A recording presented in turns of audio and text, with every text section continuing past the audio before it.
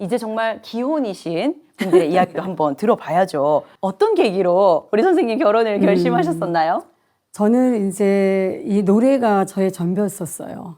그래서 정말 저는 결혼도 안 하고 노래와 결혼하고 싶다. 그러는데 어느 날 그 이상한 사람이 딱 나타나가지고 저를 이렇게 처음 만나는 순간부터 저하고 결혼은 하실래요? 이렇게 처음에 저한테 그 질문이 왔어요. 그래서 이 사람이 이름도 이상하더니 이름만 이상한 게 아니었어. 행동도 이상하구나. 그래서 어떻게 하다가 크리스마스 이브 때 집에 초대를 제가 받게 됐어요. 그 이상해 씨 집에. 그래서 갔는데 어르신들이 저는 너무 제가 감동을 받았어요. 근데 사실은 종교가 틀려요. 그쪽은 크리스찬이었었어요. 근데 기도의 내용이 정말 제가 세상 살면서 우리 어머니한테 받았던 것, 종교는 물론 틀리지만 그 아버지와 어머니께서 기도하시는 그 기도에 제가 너무 감동을 받아가지고 그때부터 제가 마음이 조금 이제 돌아서기 시작을 했습니다. 우리 교수님은 어떤 계기로 네. 결혼을 결심하셨는지 좀 여쭤보겠습니다. 목이 메서 그런 건 아니고요. 아까 나는 절로에 꼭 나가고 싶다고 할 때는 굉장히 목소리가 청아하셨거든요. 네, 그냥. 네. 결혼에 후회하시는 거예요? 아닙니다. 어이구, 전혀 그 의도가 아니었습니다. 저는 뭐 몇 가지 계기가 있는데 일단 이 친구가 밥을 굉장히 예쁘게 먹습니다. 밥 먹는 걸 너무 좋아하고 같이 뭐 먹으러 다니는 것도 굉장히 즐거웠고요.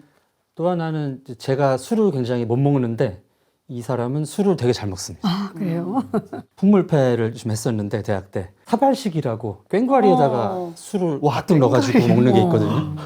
그거를 저는 뭐 한 몇 분에 걸쳐서 이거를 고생 먹는데 이 친구는 전주가 끝나기 전에 탁 내려놓는 거예요. 반했죠. 테토녀. 요즘 말로.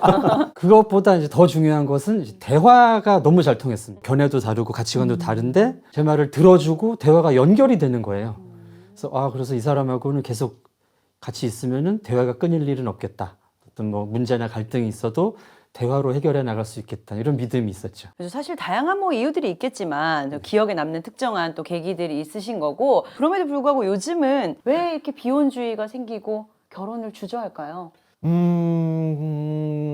글쎄요. 저는 사실 결혼을 하고 싶어 하는 편이긴 한데 제 주변의 친구들 보면 실제로 꽤 어린 나이잖아요, 저희가. 그럼에도 불구하고 나는 결혼은 별로 생각 없다. 뭐 자녀 계획도 딱히 없다 이런 친구들이 있는데 얘기를 들어보면 이해는 가는 게 어쨌든 가족이 생기고 자녀가 생긴다는 건 제가 책임감이 더 늘어나는 거라고 생각을 하는데 본인 삶 챙기기가 너무너무 바쁜 거죠. 이미 나 하나만으로 벅차니까 약간 부담스러워하는 것 같아요. 그렇게 내 책임감의 범위를 늘려나간다는 거예요. 그래서 조금 더 뭐 심적으로나 뭐 물질적으로나 조금 더 여유 있는 상태가 되면 다들 생각이 좀 바뀌지 않을까 생각은 합니다. 성범님이 얘기하신 것처럼 네. 지금 이제 자기 삶을 꾸리기가 어려울 정도로 뭐 경쟁도 심하고 사실 사회 자원 자체가 편중돼 있고 그래서 결혼을 생각해야 될 연령대에 충분히 그런 경제적 여유를 갖기가 힘들죠. 경제적 여유가 없으면 심리적으로도 어렵고 그게 이제 가장 큰 이유일 것 같고요. 두 번째 이유로는 지금 우리 주변에 그런 결혼과 출산, 육아 뭐 이런 전반적으로 결혼 이후의 삶에 대한 부정적인 정보가 너무 많습니다. 사실 결혼이 쉬운 건 아니죠. 아이 낳는 거 너무 힘들고 키우는 거 정말 힘들고 들어가는 돈에다가 고생 뭐 말할 것도 없는데 그거를 뛰어넘는 뭔가가 있거든요, 사실은. 근데 이제 그런 부분은 거의 언론이라든지 매체에 노출되지 않고 이혼 관련한 예능만 뭐 대여섯 개가 넘고 또 유튜브라든지 뭐 여러 가지 이런 20대, 30대들이 정보를 얻을 수 있는 부분이 부정적인 내용들이 상당히 많다는 거죠. 그래서 나의 결혼 생활도 내가 아이를 낳고 키울 때도 이게 일어나겠구나. 그래서 합리적인 기준으로 판단을 하겠다고 생각하면은 명백한 불행의 길로는 안 가는 게 맞는 거지 않습니까? 그런 결론이 나올 수밖에 없죠. 사실 요즘 시대의 흐름이 그렇게 된 많은 이유 중에 하나가 이 사람이 정말 나에게 딱 맞는 사람인가? 혹은 이 사람이 아니고 더 나은 나와 맞는 사람이 있지 않을까? 이런 생각들을 많이 하게 되는 것 같고 그런 얘기가 많거든요. 그거를 저희 이제 어른 스님들께서는 이렇게 표현하셨어요. 사막에 떨어지면 두려워지는 이유는 뭐냐면 길이 없어서가 아니라 가는 대로 길이 되기 때문이다 이렇게 말씀하셨어요. 그러니까 어떻게 살아야 되는지에 대한 길이 누가 보더라도 명확히 객관적으로 존재한다면 저희가 고민하고 두려워하고 걱정할 일이 없죠. 근데 이 삶이라고 하는 것은 아까 제가 약간 말씀드렸지만 내 견해대로 나의 인생길이 그냥 만들어지는 거기 때문에 그 누구도 글로 가면 안 돼, 이렇게 잘못될 거야 라고 얘기해 주지 않거든요. 조언은 해줄 수 있지만 나의 결정에 대한 책임은 내가 지어야 되기 때문에 스스로가 자기 인생을 책임질 수 있을 정도의 부담, 그게 제가 볼 때는 우리 허성범 씨 말씀하신 그런 부담 같아요. 저는 반드시 저보다 높은 견해를 가지신 분을 찾아가서 여쭙는 게 맞다고 생각해요. 그래서 저는 결혼에 대한 걸 만약에 제가 생각할 일은 없지만 한다면 저는 김영임 선생님한테 여쭤볼 것 같아요. 어떻습니까? 결혼해보면 어떻습니까? 그게 저는 교수님 말씀하신 편파적인 정보에 치우치지 않을 수 있는 방법 같아요. 이거를 불교에서는 스승을 찾는 것, 선지식을 찾는다고 얘기하거든요. 그게 선지식이라는 분이 꼭 스님이실 필요는 없죠. 나보다 먼저 공부하시고 경험이 있으시고 지혜를 갖추신 분이라면 저는 반드시 여쭤봐야 되는데 이 결혼이라고 하는 것도 저는 벗어나지 않는다고 생각해요. 그래서 앞서 계신 기성세대 어른들에게 결혼이라는 건 어떻습니까? 어떤 것이 좋고 어떤 것이 힘듭니까? 라는 이 양쪽 이걸 모두 다 알고 나서 선택해도 늦지 않잖아요. 근데 그거를 이제 환상을 갖고 한다거나 아니면 그렇게 편협된 정보를 가지고 피한다거나 하는 것은 제가 볼 때는 좀 후회할 일이 되지 않을까 그렇게 생각합니다. 한 말씀만 네. 덧붙이자면은 결혼을 선택하는데 이혼하는 사람들을 보고 판단할 필요는 없는 거죠. 그러네요. 네네. 결혼 생활을 잘 해 오셨고 하고 계시는 분들의 의견도 들어볼 필요가 있다. 제 의견은 필요가 없는 거네요.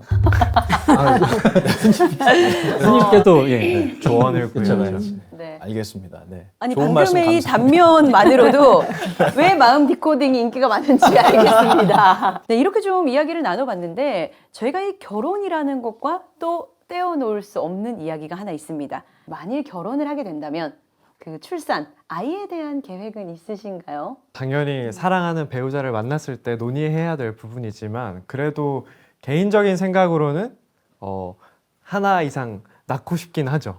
저는 제가 외동이 아닌 제가 이제 누나 둘이 이렇게 3남매로 자랐는데 저는 그래서 무조건 자녀 계획 있고 낳더라도 이제 둘 이상은 낳자 외롭지 않게 그런 생각은 하고 있습니다. 어떻게 될지는 저도 잘 모르겠어요. 네. 그게 뭐 저나 우리 성범님처럼 결혼에 이어 출산까지도 긍정적인 사람들도 있습니다만 우리나라는 계속해서 이 출산율이 줄어들고 있단 말이죠. 작년 출산이 23만 명 정도 되고요. 2018년 이후로는 세계 최저 수준을 계속해서 유지하고 있다고 하는데 왜 이렇게 출산율이 낮아지고 아이를 가지는 것에 주저하게 되는지 교수님 좀 말씀해 주시면 좋겠습니다. 네, 이 출산율 저하는 뭐 꼭 우리나라만의 문제는 아니고요. 전 세계적인 추세기는 한데 이게 일단 그 산업 구조의 변화하고 밀접한 관계가 있습니다. 농경 시대 때는 아이를 낳는다는 것이 일꾼이 늘어난다는 의미였어요. 그래서 뭐 먹을 게 없으면은 밭 더 만들어 가지고 먹고 살면 되고 그래서 뭐 계속 낳을 수가 있었죠. 그리고 이제 산업화 시대에는 아이가 낳으면 이제 기술을 배우면 살 수 있다. 그래서 그때쯤에 이제 유행하던 말이 기술 배워라 이런 얘기가 있지 않습니까? 그래서 먹을 뭐 걱정을 안 해도 된다. 그래도 내가 기술만 열심히 배우면 성실하면 살 수 있다. 근데 4차 산업혁명 이후 이런 그 굉장히 높은 수준의 지식과 이런 역량이 필요한 시대에는 아이를 낳는다는 것이 얘를 성인이 될 때까지 책임을 져야 된다는 의미가 되거든요. 그러려면은 이제 교육비도 많이 필요하고 지금 또 주거비도 상당히 올랐고 물가도 오르고 있고 뭐 산업 구조는 변화하는 가운데 그러다 보니까 내가 아이를 낳아서 얘를 어느 정도 수준까지 키울 수 있는 그런 계산이 안 서는 거죠. 합리적으로도 계산이 안 서고 또 책임감을 느끼기도 하는 거죠. 내가 그렇게 예전처럼 낳아도 되느냐. 이런 부분 때문에 이제 전 세계적으로 출산율은 감소하고 있고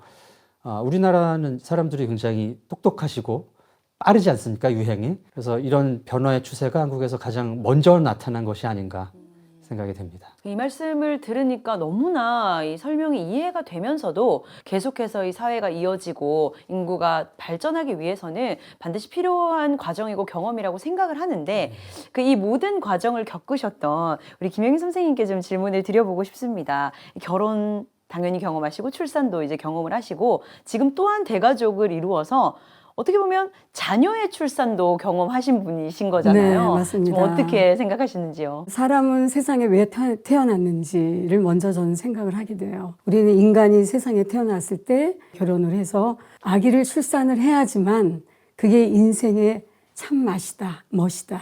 이런 걸 저는 느껴본다고 생각을 해요. 왜냐하면 아기를 낳을 때 아픔이라고 해야 되겠죠.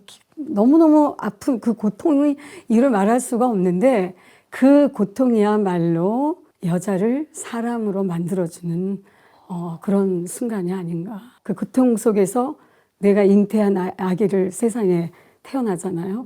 그럼 아기를 낳는 순간, 내가 아기를 받는 순간 정말 세상에 아무것도 부러울 게 없는 거예요.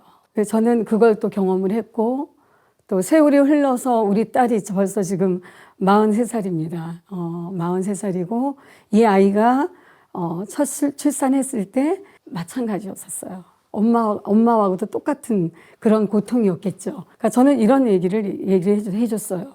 여자는 꼭 아기를 낳아야지. 그래야지 어른이 된다. 그러니까 요즘의 아이들은 뭐 정말 2명 아니면 1명이잖아요. 뭐 금쪽같이 키우지 않습니까? 우리 딸도 결혼하기 전에 아무것도 할 줄을 몰랐어요. 근데 아기를 낳고 나서 자기의 책임감이 생기다 보니까 엄마가 누가 시키지 않아도 다 모든 것을 짊어지고 가는 그런 힘이 생긴다라는 거죠. 그래서 저는 요즘 분들이 지금 교수님도 말씀하셨지만은 참 세상이 정말 살아남기 어려운 그런 세상이에요. 정말 너무 돈 벌기도 힘들고 그렇다고 해서 우리 대한민국이 굶어 죽는 그런 세상은 아니거든요. 그래서 저는 철저하게 아기를 낳아야지 된다. 그래야 그 사람이 인간으로서의 삶의 형성이 되는 그런 하나의 사람으로 다시 태어나는 거 아닌가 이런 생각을 하거든요. 우리 며느리도 이제 이런 그 연예계 쪽에서 일을 하는데 너무 신통하게도 그렇게 자기도 바쁜 와중에 아기를 가지려고 무단히 노력을 했어요. 그래서 예쁜 딸을 이제 낳았단 말이죠. 근데 정말 그 책임감이라는 거는 너무 이루 말할 수가 없는 거예요. 자기가 손수 바쁘더라도 아기 먹일 것을 다 준비해서 나가고 이런 것들이 사회 나가서도 책임질 수 있는 그런 사람이 되지 않을까. 꼭 결혼해서 우리 대한민국의 애국자도 되고 아기들도 좀 많이 낳으셔가지고 이런 정말 좋은 그런 성과가 있는 그런 나라가 돼야 되지 않을까. 네. 저는 원래도 이 긍정적인 생각을 가지고 있는 사람이긴 하지만 선생님 말씀을 들으니 그 눈에 그려지지 않는 어떤 뭐 행복할 것 같다 이런 건 저는 아직은 잘 모르겠지만 네. 다만 굉장히 좋은 방향으로 궁금하다. 근데 한번 경험을 한번 일단 해보시면 정말. 그때 가서 일단 한번 해보시면 김영님 네. 얘기가 바로 이런 거였구나. 그러니까요. 사람이 됐다. 그 엄마라는 그 존재가 그냥 엄마가 아니에요.